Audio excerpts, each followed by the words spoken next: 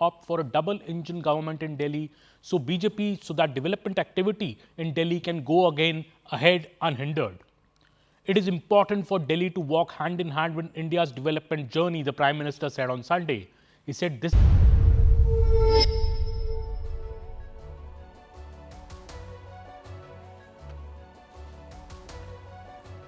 Hello, Namaskar. This is First Post and you're watching Vantage with me, Palki Sharma.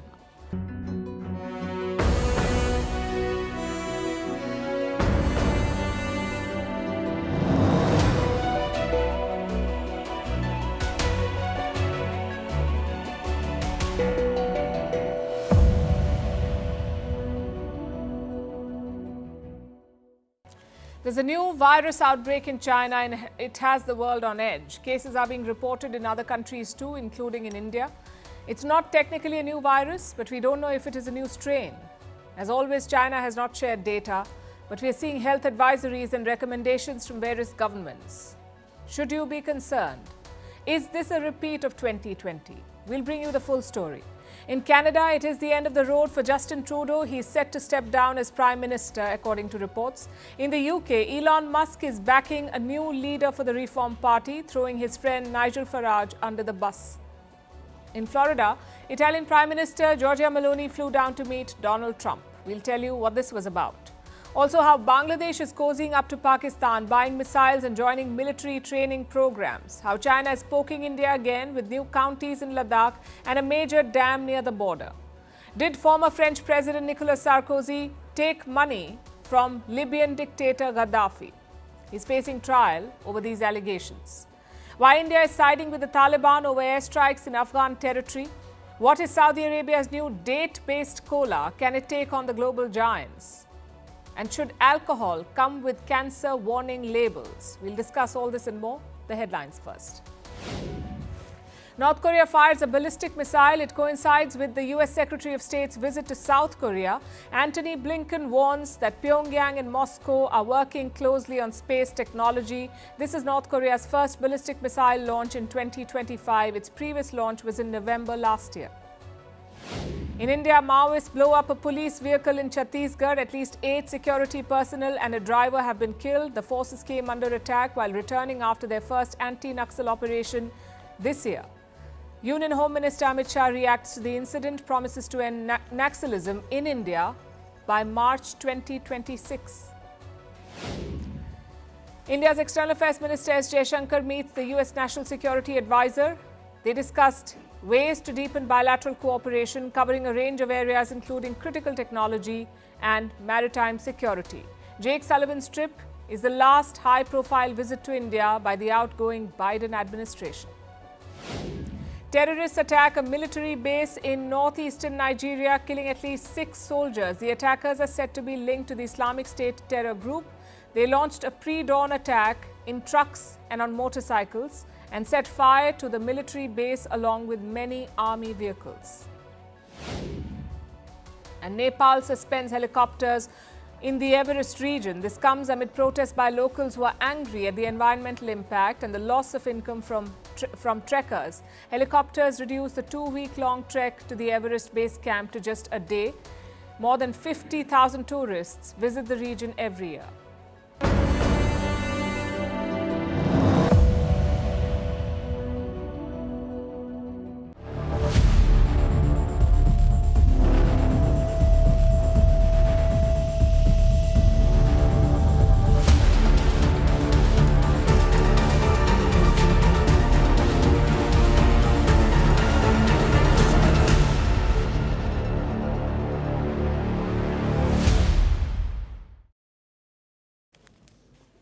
Last week, we told you about a new virus outbreak in China. Over the weekend, more reports have come in. The virus has spread beyond China. It is not a new disease. It is not a new virus. Yet the world is nervous because it feels like déjà vu.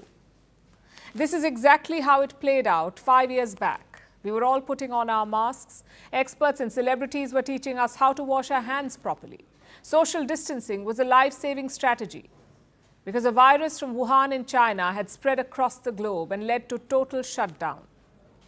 And now, China is dealing with another virus outbreak. It is called HMPV, the Human Metapneumovirus. It's not as dangerous as the Wuhan virus, but experts are recommending the very same precautions as more cases are being reported from other parts of Asia, including Malaysia, Hong Kong, and even India.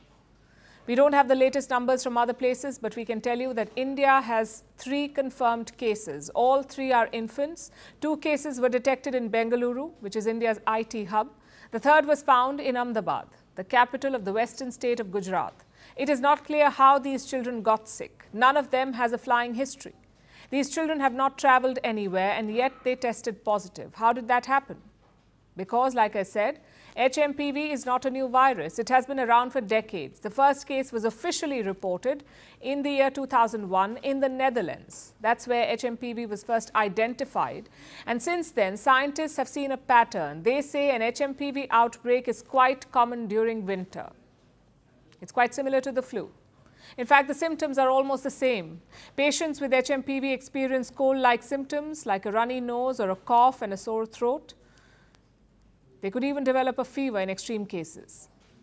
The fact is, most children get HMPV before they turn 5. That is what doctors say. It is that common. Then why is this year's outbreak raising an alarm? Because of the scale, also because it's happening in China, which is infamous for hiding more than it shares. So the world is worried if there's more to the story. Also, like I said, the caseload in China is pretty high. We've shown you these pictures before. These are from Chinese hospitals. They appear packed. Patients are waiting for treatment in masks. Some are walking around with IV lines. These are believed to be HMPV patients. I must repeat, we've not been able to confirm this independently, but these videos are strikingly similar to what we saw during the pandemic. During the Wuhan virus outbreak 5 years back, China downplayed it. And now it is doing the same with HMPV. How many patients are in hospital? How many of them are serious? How widespread is China's outbreak? Is this a new strain of the old virus? We don't know. China has not released any data whatsoever. All we know is that cases are rising in northern China. In fact, Beijing did release a statement, but it does not even refer to HMPV. It is quite generic and vague. China says respiratory infections are common during winter and that this year's caseload is small. Even if that's true, the world deserves transparency. China must share the data it has, even if this is a mild outbreak, as they like to put it. Because HMPV targets the most vulnerable parts of our population. Most patients fall in 3 categories: the children, the elderly, and patients with compromised immune systems. Also, the treatment is not straightforward. There are no vaccines or antiviral drugs for HMPV. Patients are simply treated for their symptoms. In severe cases, they may develop complications. It could turn into bronchitis or pneumonia. They may require oxygen support or even a ventilator to survive. Most patients may not develop such a severe infection because this virus has been around for decades, so it is assumed that most of us have some sort of immunity against it. But if the pandemic has taught us anything, it is this: any large outbreak can overwhelm health systems. So vigilance is key.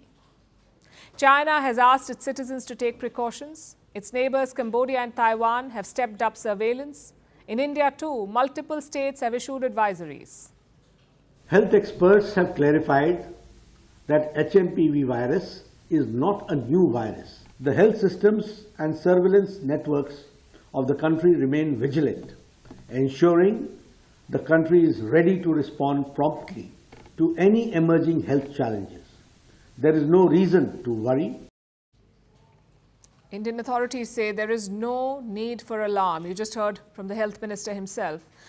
And the health ministry has issued a statement. It said that they're monitoring the situation. They're also receiving timely updates from the World Health Organization. So far, there has been no major spike in infections. Let's hope it stays that way.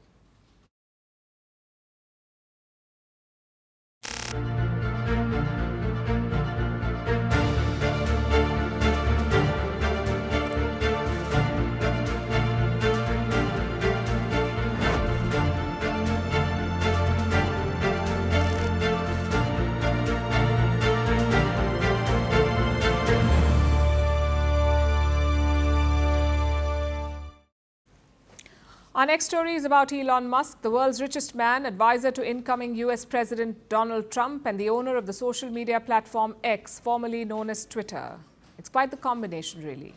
Untold wealth, one of the biggest microphones in the world, and the backing of the soon-to-be most powerful person on the planet. Elon Musk has it all. And what has he chosen to do with all of these resources? Apparently, he's trying to shape the world in his image by picking fights with politicians. The latest target of Elon's ire is Nigel Farage, the leader of the Reform UK party, his one-time friend, now turned foe. Musk put out this tweet yesterday saying that Farage did not have what it took to lead the Reform party. Musk even backed another politician to take over the reins at Reform. Farage must have been blindsided because this is what the Reform UK leader was saying on Saturday. Beside him, he's got Elon, who is a proper hero, who believes in free speech. And free speech doesn't mean you agree with every single word that everyone says, but it means you have a platform and the right to excuse it. We have to have the courage to take the knife to all of it. And I believe that Elon is going to set the mark. He's going to set the mark for all of us in America. I hope and pray that he does. And if he does, it'll give us absolutely the right ideas going ahead. Farage was talking about his friendship with Donald Trump and Elon Musk. He called Musk a hero, someone to learn from. But in just one day, Musk flipped the script, saying Farage needed to go. The two haven't been seeing eye to eye lately. Musk supports a controversial British figure called Tommy Robinson. Farage does not. And since Farage decided to have a mind of his own, Musk now wants to undermine him. That is the risk, I suppose, of putting your eggs in the billionaire's basket. Farage was showing off his ties to Musk and Trump, hoping that this would win him some votes in the UK, and now he's paying the price. Musk has his own agenda, apparently in every corner of the world. From Britain to Brazil, from Australia, where he called the government fascist, to Germany, where he's accused of meddling in the upcoming election.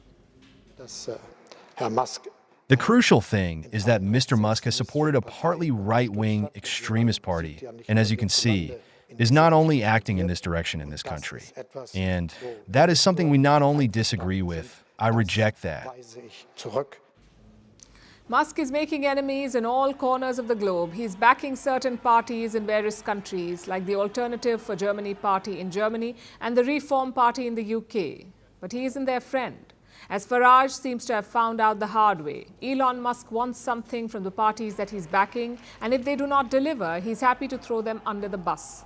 That means that with Elon's endorsement comes an implicit agreement.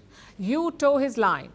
Party leaders are no longer free to do what they believe is right. It is Elon Musk calling the shots. Now, I must stress that Musk is doing nothing wrong, technically. He's just exercising his right to free speech. He's perfectly entitled to express his opinion and back whoever he wants to, even in countries where he cannot vote. His fanboys are spread across the globe, so Musk will inevitably end up influencing some votes. He has this influence because of his fame and success, so you can't really fault him for this. Musk has earned his influence, and he paid $44 billion for Twitter. So he definitely shelled out the big bucks for his megaphone. That being said, it can still feel wrong. Why should a billionaire sitting in the US have a say in your country's elections? What gives Elon Musk the right to sway votes? To undermine your chosen candidate, especially if he won't have to live with the consequences afterwards. If you feel this way, sadly, there is not much to do. You can try going on a Musk-free diet. The markets led to Elon Musk's rise. Only they can dictate his fall. Until that happens, you can just treat Musk like white noise. This advice is for both his detractors and the politicians getting riled up with his antics.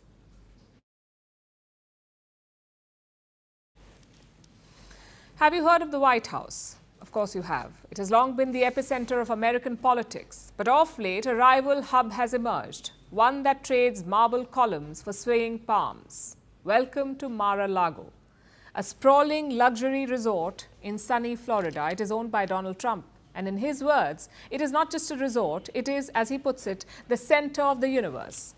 World leaders fly in for exclusive dinners. You can spot tech CEOs here. Elon Musk practically lives in this resort. In some ways, it is Trump's own Oval Office. And this weekend, he had a new guest, Italian Prime Minister Giorgia Meloni. She flew down to Florida. On the agenda was dinner and diplomacy. They discussed a range of issues, including the case of an Italian journalist who's been detained in Iran. Meloni also watched the premiere of a documentary with Trump. The two leaders dined together, and with that, the visit was over. It lasted for only about 5 hours. But Trump could not hide his admiration. Listen to what he said. This is very exciting. I'm here with a fantastic woman, the Prime Minister of Italy. She's really taken Europe by storm. Donald Trump won the US election in November. And since then, this is his second meeting with Giorgia Meloni. The first meeting was in Paris when they attended the reopening of the Notre Dame Cathedral. Trump was seen laughing with Meloni. He even called her a real live wire. The two share quite a friendly relationship, evidently, and it's easy to see why. Giorgia Meloni is a natural ally for Donald Trump. Her political rise mirrors his in many ways. They both rely on nationalism. They both support conservative values, and they use it to mobilize their bases. Meloni's government has passed some controversial laws, like cracking down on immigration and punishing those who are seeking surrogacy abroad. Yet she has faced very little resistance. The key to that is avoiding issues that could bring her government down, issues like abortion. 80% of Italians support abortion rights, so Giorgia Meloni steers clear of it. She knows which battles to pick. And her approval ratings are quite strong, which is an impressive feat in Italy's politically volatile climate. Her cabinet is among the longest lasting in the country's history. So how does Giorgia Meloni do it? The answer lies in her political balance. The Italian Prime Minister is tough enough to please her conservative base, but cautious enough to avoid alienating the center. She is a conservative at home, but abroad she's built a reputation as a moderate. She's a fierce supporter of the NATO. She's an ally to Ukraine. She's Europe's most talked about leader and probably the most powerful one too. You see, her counterparts in France and Germany are struggling to keep their governments in power. Meanwhile, Meloni has seized this opportunity to lead. And this is where the plot thickens. In just a few days from now, the Italian Prime Minister will play host to Joe Biden. He's going to Rome. It's the last trip of his presidency. The two leaders will discuss global challenges, from NATO to the war in Ukraine. Now, on the surface, these two meetings could not be more different. The one in Florida, championing the conservative agenda, and the one in Rome, discussing global issues. But for Giorgia Meloni, there are two sides of the same strategy. To Trump, she is a conservative partner in the global nationalist movement. To Biden, she's a moderate who upholds international alliances. It is a delicate balance, but it's something that she has mastered. Meloni knows when to be tough, when to be diplomatic, and how to please her base without losing the center. Her Mar-a-Lago visit may have lasted just a few hours, but it speaks volumes about her politics.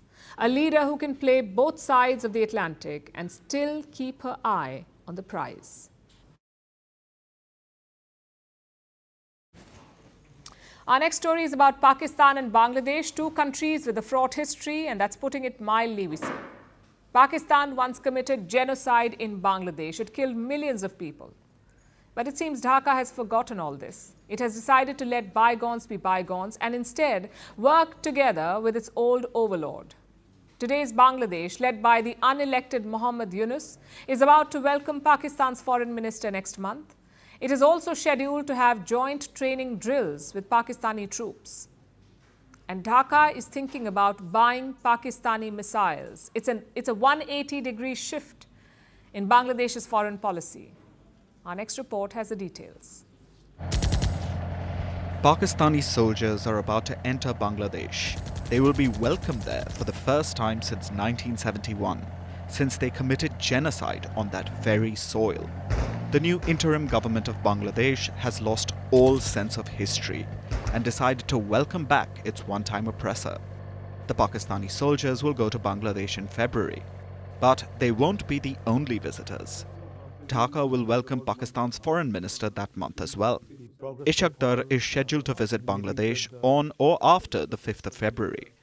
Dar was all praise for the current Bangladeshi regime. He said Bangladesh was like a lost brother. But here's how this brother got lost in the first place. Bangladesh and Pakistan were once a single country. What is now Bangladesh was then East Pakistan.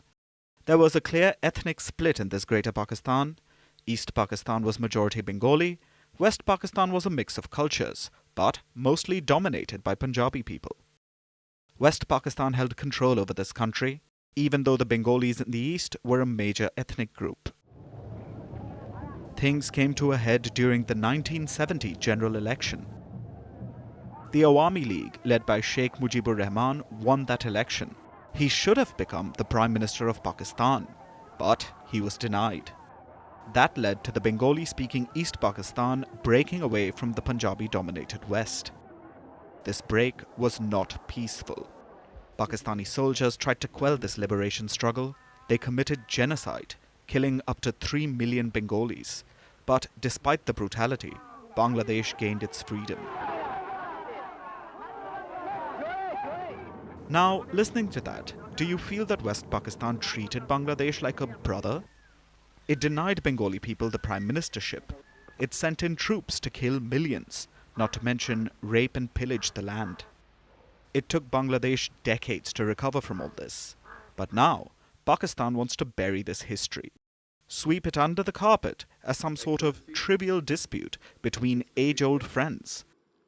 And what's worse, the new Bangladeshi dispensation is complicit in the whitewashing of history. It is cozying up to its one-time oppressor, going as far as to invite Pakistani troops back into their old killing fields, being chummy with the Pakistani government, and even considering arms purchases from them. Bangladesh reportedly wants to buy Abdali short-range ballistic missiles from Pakistan. These have a range of about 400 kilometers. Islamabad won't be worried about selling these to Dhaka. After all, they don't fall in range. There's no danger of Bangladesh turning their own weapons against them. They just get to pocket millions of dollars, courtesy the Bangladeshi taxpayer. And then, Pakistan can sit back and relax, knowing that only India or Myanmar will ever be the targets of those missiles. It's a sad state of affairs. Bangladesh seems to have forgotten its liberation struggle. It has forgotten age-old friends like India, and instead chosen to ally itself with its old tormentor. That is how the unelected Muhammad Yunus regime is reshaping Bangladesh.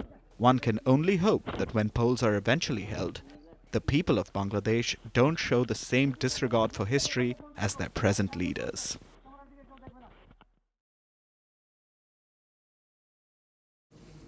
India and China ended 2024 with hope. The hope of a reset. Both countries had been locked in a standoff since 2020, but in October they agreed to pull back to normalize the border situation. Cut to January, things are not looking so good because China is being China again. In other words, they're poking India again. Look at their latest move in Ladakh. Beijing has set up 2 new counties in the region, Heian County and Hekang County. Both these places include parts of Aksai Chin. Now, Aksai Chin has historically been part of Ladakh and therefore it is Indian land. But in the 1950s, China began encroaching on it. They needed Aksai Chin to connect Tibet and Xinjiang. So Beijing laid claim to it. In the 1962 war, they captured most of Aksai Chin. Even today, China illegally occupies it. And now they are setting up counties there over Indian land. So naturally, New Delhi is furious. The government has lodged an official protest with China. They've also rejected Beijing's claims over Ladakh. Listen to this. We have never accepted the illegal Chinese occupation of Indian territory in this area. Creation of new counties will neither have a bearing on India's long-standing and consistent position regarding our sovereignty over the area, nor lend legitimacy to China's illegal and forcible occupation of the same. We have lodged a solemn protest with the Chinese side through diplomatic channels on this matter. And this is not a one-off. China is also building a massive dam in Tibet, pretty close to India's border. Reports say it will be the largest dam in the world. It is being built at a cost of $137 billion. Now, there are two problems here. First is the impact on downstream areas in India. That's how a dam works. You can control the water flow to regions downstream. You can flood them or dry them up. In this case, India is downstream. Secondly, China did not inform New Delhi. We're talking about basic protocol here. If you're building a dam, you inform the countries downstream. If you're building the world's largest dam, more so. Yet Beijing did not do that.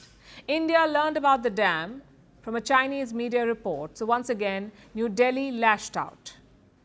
We have consistently expressed through expert level as well as diplomatic channels our views and concerns to the Chinese side over mega projects on rivers in their territory.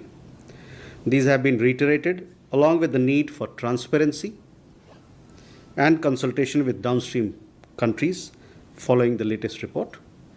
The Chinese side has been urged to ensure that the interests of downstream states of the Brahmaputra are not harmed by activities in upstream areas.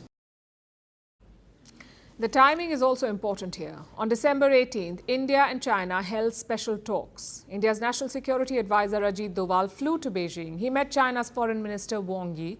Beijing was thrilled about the outcomes. They said Doval and Wang had reached a 6-point consensus. They also agreed to resolve all border issues. But on December 25th, Chinese state media announced the mega dam, and on December 27th, the new counties, basically the week after Doval's trip. Coincidence? Not in China. This is how Beijing practices diplomacy. They welcome you warmly, they say what you want to hear, they put you at ease, and then snap, they do something against you. It's a very old Chinese strategy. It's how they keep rivals in check. The question is, how should India respond? Well, New Delhi knows a lot about China's betrayals. Prime Minister Modi has first-hand experience. In 2019, he extended a hand of peace to Xi Jinping. You may remember that famous meeting in Mahabalipuram. The next year, Chinese soldiers attacked India in Galwan Valley. That's China in a nutshell for you. They don't see India as a long-term partner. They see India as a long-term rival, as a challenger to their dominance in Asia. Any talks or reset must account for that thinking. Yes, there are economic benefits to closer ties with China, but they come with political risks. So it's important for India to be alert, to not rush into a reset. And to be fair, New Delhi has done just that. We have seen China pushing for direct flights and visa relaxations, but India has not agreed to such demands yet. It wants the border to be resolved first. Of course, China will keep trying to delay that question. They will provoke India with such counties and dams. It is up to New Delhi to be mindful of the risks.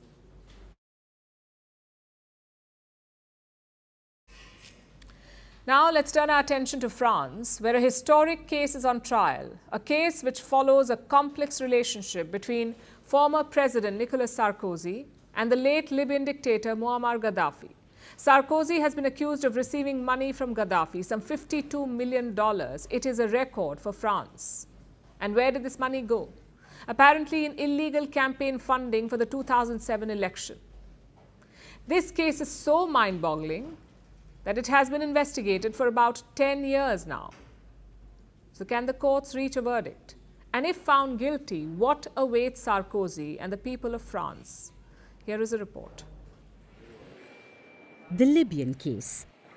This is the biggest political financing scandal in modern French history, and the most dreaded trial for Nicolas Sarkozy, the former French president, who served from 2007 to 2012 before retiring from public life in 2017. While he denies them all, Sarkozy faces severe accusations of passive corruption, illegal campaign financing, concealing embezzlement, and criminal association. Sarkozy is alleged to have received $52 million in illegal election campaign funding from the late Libyan dictator Muammar Gaddafi, whose brutal rule of 41 years was marked by human rights abuses and terrorism, including the bombing of Pan Am Flight 103 over Scotland in December 1988. Gaddafi was isolated by the international community, but Sarkozy and 12 other people, including 3 former French government ministers, have been accused of conspiring with him in this historic trial. The 3-month trial, which opened today, will hear the allegations, which have the makings of an over-the-top Hollywood movie. The case first emerged in March 2011 when a Libyan news agency made some explosive revelations. They claimed that the Sarkozy entourage met members of the Gaddafi regime in 2005 when Sarkozy was the French Interior Minister, and the two parties forged what's been called the Corruption Pact. The Gaddafi regime delivered suitcases full of cash to Parisian ministry buildings to fund Sarkozy's presidential election campaign, which he won. In an interview, Gaddafi himself said, "It's thanks to us that he reached the presidency. We provided him with the funds that allowed him to win." But the court will examine whether Sarkozy doled out favors to Gaddafi in exchange for this funding. It could have been diplomatic, legal or business favors, because soon after becoming president in 2007, Sarkozy invited Gaddafi for a visit to Paris. He welcomed the Libyan leader with great honors and became the first Western leader to do so. But in 2011, he also became one of the first Western leaders to push for military intervention in Libya. This was during the Arab Spring pro-democracy protests. It helped topple the Gaddafi regime before the dictator was captured by rebels in October 2011 and killed. The trial will seek to detangle this complex relationship between the former French leader and the autocratic Libyan leader and look at a 10-year anti-corruption investigation, which brings with it a dizzying maze of shell companies and contradictory statements. And it comes after Sarkozy's 2 recent court convictions, one for corruption and another for hiding illegal overspending during an election.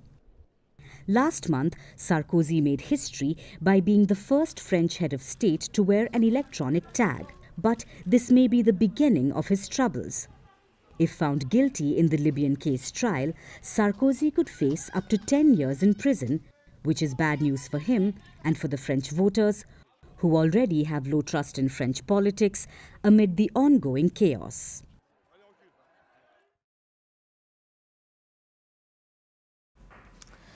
People often say nothing is impossible. It's more optimism than pragmatism, because in life, some things are indeed impossible. But in geopolitics, apparently not. Just look at the statement from India's External Affairs Ministry. It talks about Pakistan's airstrikes on Afghanistan. Let me quote from what it says. "We unequivocally condemn any attack on innocent civilians. It is an old practice of Pakistan to blame its neighbors for its own internal failures. We have also noted the response of an Afghan spokesperson in this regard." Now, first, some context. Pakistan launched airstrikes on Afghan border regions last month. Their target was the TTP, the Tehreek-e-Taliban Pakistan. Now, Islamabad says they killed TTP militants, but the Taliban disputes this. They say that dozens of innocent civilians were killed, some of them children. This is the background to India's statement today. And there are 2 things to note here. One, India is siding with the Taliban's version of events. You see, Islamabad blames Kabul for the rising TTP threat. They say the Taliban is protecting the TTP. But look at India's statement. India says Pakistan is blaming neighbors for its own failures, which is also what the Taliban say. That's one point to note. Secondly, India says it has noted the response from an Afghan spokesperson. We don't know who they're referring to, but all of the responses last month came from the Taliban regime, a regime that India does not recognize. Who could have imagined this? We're talking about the Taliban here, the same Taliban that was funded and supported by Pakistan, the same Taliban that helped anti-India terrorists, the same Taliban that allowed attacks on Kashmir. Why is India warming up to them? Simply put, pragmatism. The first Taliban regime was a Pakistani proxy. This one seems to be different. They have clashed repeatedly with Pakistan over the border, over the TTP and over bilateral trade. Last month's strike was proof of the tensions. At the same time, Kabul is keen to get support from India. New Delhi has a history of investments in Afghanistan, plus recognition from the world's largest democracy would make a difference. Now, India is not going that far, but we have seen more exchanges. In June 2022, New Delhi reopened its embassy in Kabul. In October, Indian diplomats met the Taliban. In November 2023, the Taliban took control of the Afghan embassy in India. In March 2024, an Indian diplomat met Taliban's foreign minister, and in November, an Indian envoy met their defense minister. So clearly, India is willing to talk, which is why this latest statement is so important. The ministry could have refused to comment on the airstrikes. They could have simply noted the incident. Instead, they backed the Taliban's version of events. Now, just to be clear, this does not mean that India is openly embracing the Taliban or that New Delhi will recognize them. It merely suggests flexibility in India's position, a willingness to engage when it serves our interests. And that is how it should remain, not more, not less. Because India also has a commitment to the Afghan people. They are suffering under the Taliban's rule, especially Afghan women. Look at what they did last week. The Taliban banned windows overlooking women's spaces. They're being erased from public life. Afghan women cannot get jobs. They cannot attend school. They cannot hear music or read. They cannot step out without a veil or male companions. India has a responsibility to speak up for those women, to put pressure on the Taliban. Any engagement with Kabul must factor that in.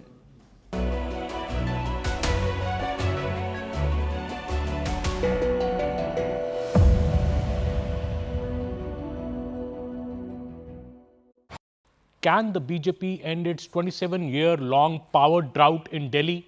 Well, the party is employing a multi-pronged strategy to live up to this challenge as it senses anti-incumbency against the Aam Aadmi Party's decade-long rule and feels that the narrative of AAP's corruption and misgovernance has percolated to the masses. It is also a very localized campaign by the BJP this time, with the Prime Minister speaking about sewers and waterlogged roads and DTC fleets and potholes. This is a marked shift from the national issues campaign run by BJP in the past in Delhi. The effort is to touch the pulse of the common Delhiite on the issues he's facing day in and day out. The BJP strategy, in fact, seems to be on 5 political pillars, glimpses of which have been evident in the 2 public addresses of the Prime Minister in Delhi last week.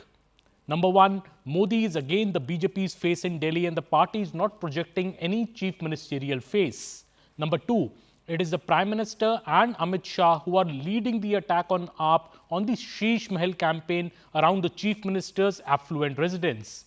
The BJP feels this is AAP's Achilles heel. Number 3, the BJP is highlighting AAP's misgovernance from the state of the Yamuna to air pollution to try keep the campaign local. It says Delhi needs a double-engine government run by the BJP. Number 4, the BJP is planning a strong counter to Aam Aadmi Party's 2 major weapons. Number 1, free electricity and the Rs 2100 promise to women. BJP has also made a major overture to slum dwellers who are a major vote bank in Delhi, with Prime Minister Modi saying that everyone will get a pakka home. 5th, the BJP is hoping that the Congress and the BSP can also dent AAP's votes in multiple seats and BJP ends up gaining from it. Modi is the face. Leading the charge against the AAP is again the BJP's top face, Prime Minister Narendra Modi. This was the same case in 2020 when the BJP had lost. BJP did project Kiran Bedi as their chief ministerial face in 2015, but that ended in a disaster as AAP won as many as 67 out of the 70 seats in Delhi. Arvind Kejriwal and his party are taking potshots at the BJP, asking who their dulha or the bridegroom is in these elections.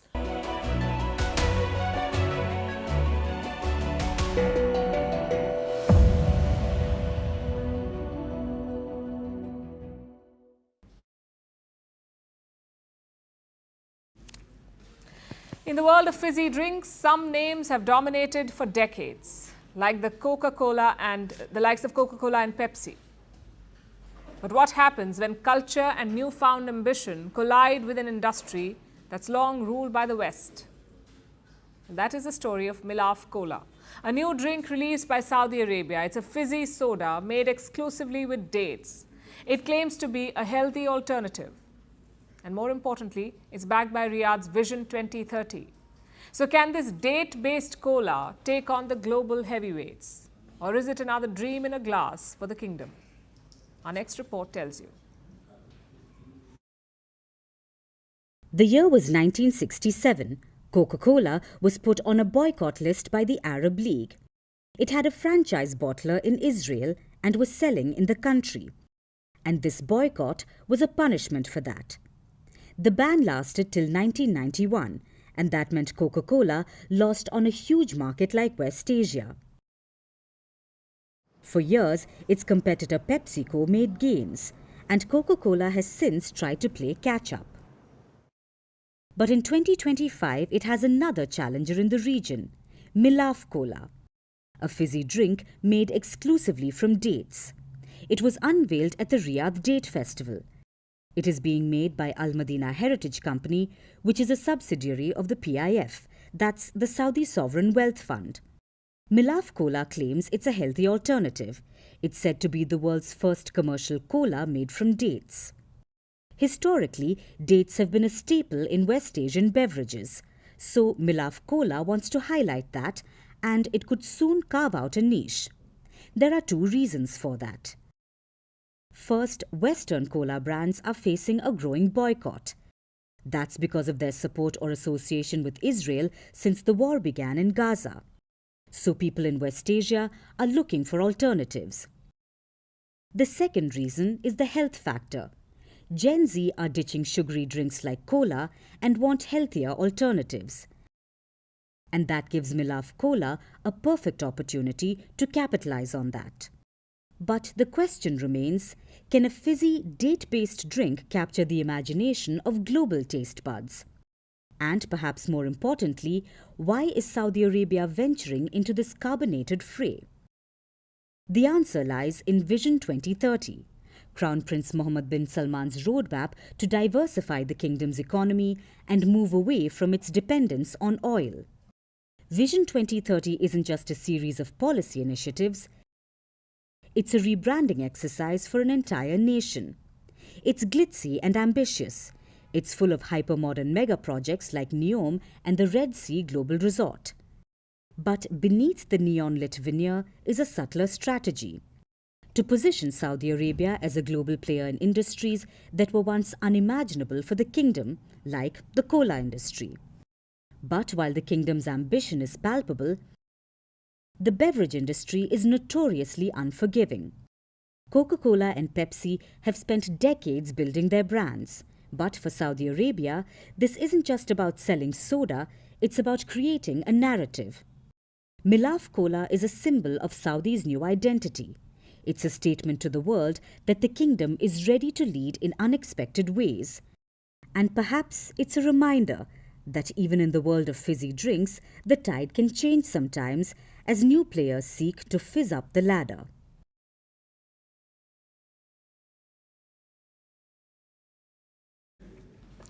Do you know the leading cause of death the world over?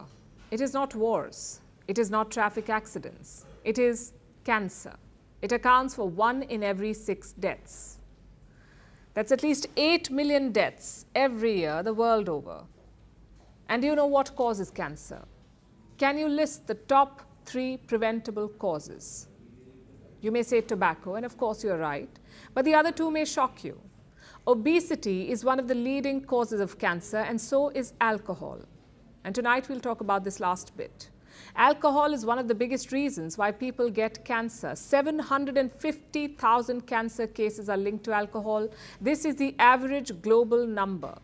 In India, it is about 62,000 cases.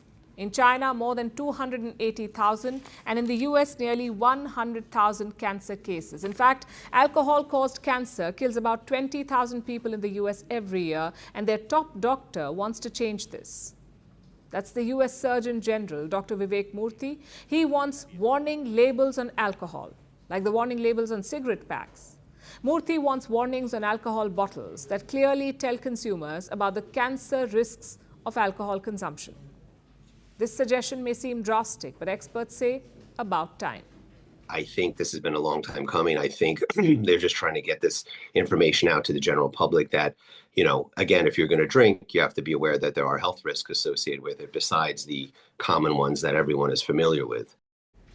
You see, alcohol can hurt your body in a lot of ways. It can damage your DNA, your proteins and cells. It can increase inflammation. It can alter your hormone levels. It can even increase your ability to absorb carcinogens or cancer-causing agents. And you know what happens next? Your life can shorten by up to 15 years. And you are at a greater risk of developing not one, not two, but at least 7 different types of cancer. If these alcohol factoids are hard to digest, we do not blame you. For as long as humans have been drinking alcohol, we wanted to believe its health benefits.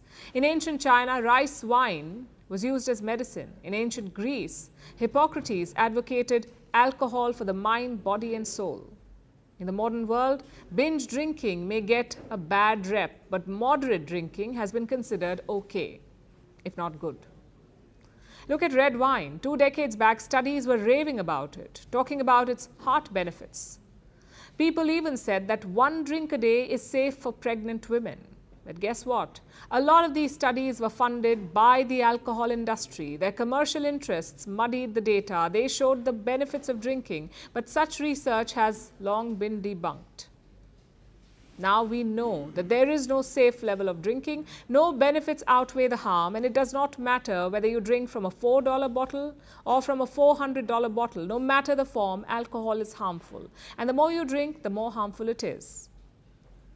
But Dr. Murthy's advisory is not the first to report this or to talk about the link between alcohol and cancer. Yet, only 1/4 of the world's countries mandate health warnings on alcohol. And often the language is vague. And cancer warnings are rare. Like in India, warnings usually say consumption of alcohol is injurious to health. In the US, they warn about birth defects. So far, only South Korea has labels warning about cancer, and that too only liver cancer. These steps are helpful, but they're barely enough. As per surveys, 93% adults are aware of cancer risks of tobacco, as compared to only 39% for alcohol. Because government policies are falling behind, we need health warnings on alcohol labels, restrictions on marketing and advertising, greater awareness to the risks of drinking, and we need them yesterday. But until nations catch up, we can do our bit as well. So how much alcohol should you drink? Health guidelines say women should not consume more than 1 drink a day and men not more than 2. But experts warn that these guidelines must be revised. Many of them say they have no more than 2 drinks in a week. And remember, it's not easy to calculate individual odds of risks. A lot of factors come into play, like family history, weight, and smoking habits. So ideally, stop drinking alcohol, but if you cannot, cut back to the bare minimum. This may be hard to swallow, but alcohol is toxic. So in the spirit of a new year, know that drinking less should not be reserved just for January.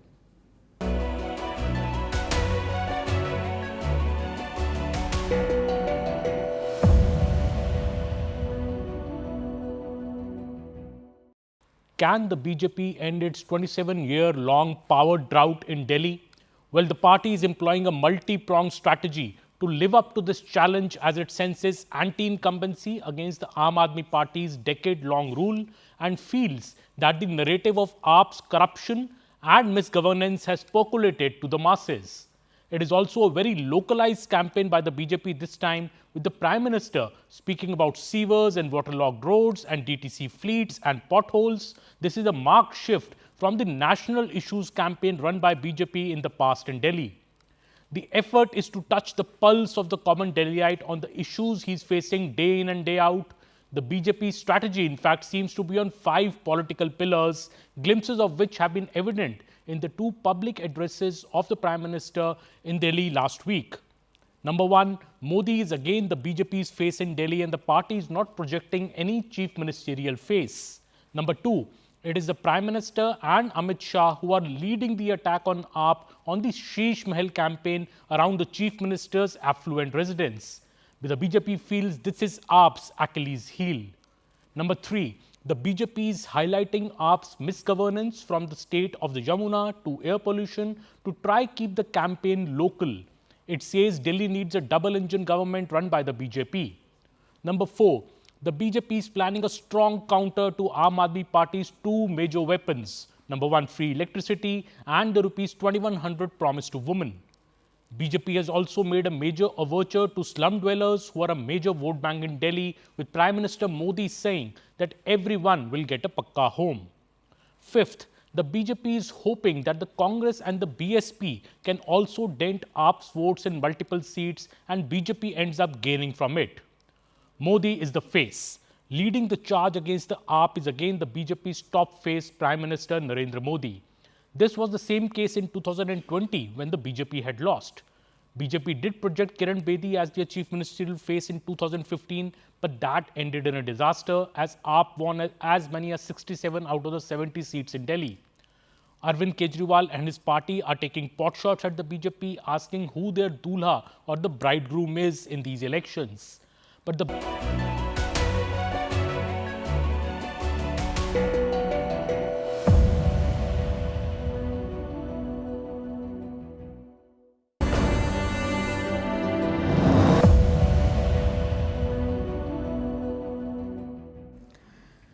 We started our show with the story of the virus, how it's not a new disease, how it's spreading in China. India too has recorded a few cases.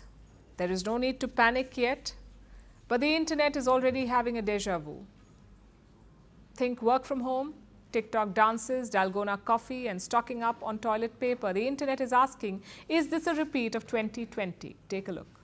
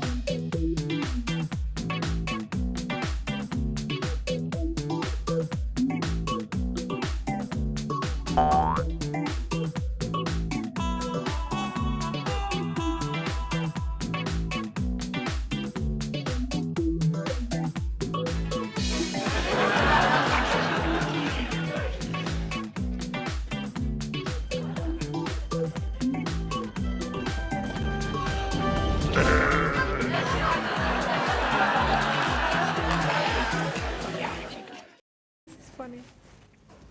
And now it's time for Vantage Shots, images that tell the story. In Syria, rebels toppled the largest statue of Bashar al-Assad's father, Hafiz al-Assad. In India's Kaziranga, two women fall out of a speeding jeep in front of rhinos during a safari. And a bluefin tuna as big as a bike was sold in Tokyo for $1.3 million. Finally, we're taking you back in history. On this day in 1838, Samuel Morse unveiled the telegraph. It was a device which used electric impulses to transmit messages over a wire. This revolutionized long-distance communication. It led to further technological advancements, including the invention of the telephone. We're leaving you on that note. Thank you for watching. We'll see you tomorrow.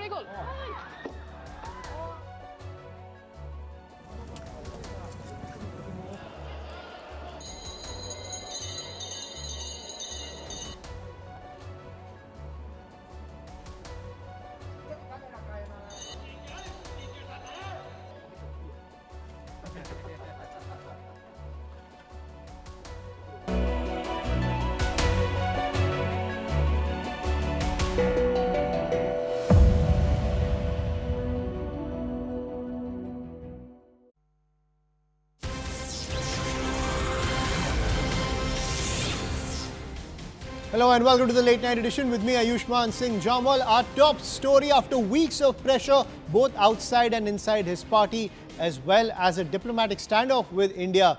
Justin Trudeau has stepped down as the Prime Minister of Canada and the leader of the Liberal Party. This announcement comes as Trudeau faced a mass rebellion from within the Liberal Party as the Conservatives under Pierre Poilievre surge ahead in the opinion polls. Former Trudeau ally Jagmeet Singh, the head of the NDP, also threatened a no-confidence motion after pulling out of the minority government. This move also comes ahead of Trump taking office in the United States after that stellar victory against Kamala Harris. And now Elon Musk has tweeted, 2025 is looking good. So a tongue-in-cheek comment coming in from the Tesla CEO. This creates a major twister in Canadian politics ahead of the general elections later this year. But first, listen in to Justin Trudeau. I intend to resign as party leader, as Prime Minister, after the party selects its next leader through a robust, nationwide, competitive process.